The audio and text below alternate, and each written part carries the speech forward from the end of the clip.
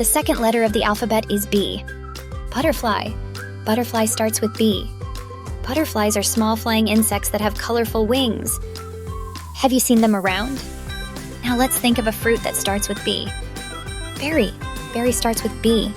Berries are small sweet fruits that grow on bushes and vines. Have you tried blackberries? Or maybe blueberries? So what else starts with B? Bloom. Bloom also starts with B.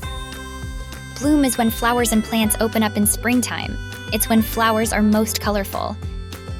Now, can you think of another animal that starts with B? Beaver. A beaver also starts with B. Beavers like eating wood and building homes with their families. Their homes are usually on the water. Join us next time for the letter C. See you on the next one.